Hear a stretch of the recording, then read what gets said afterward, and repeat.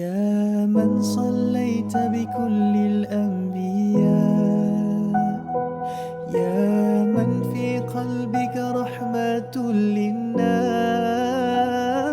يا من ألفت قلوبا بالإسلام، يا حبيبي يا شفيعي يا رسول الله، بأمي وأبي فديتك سيدي.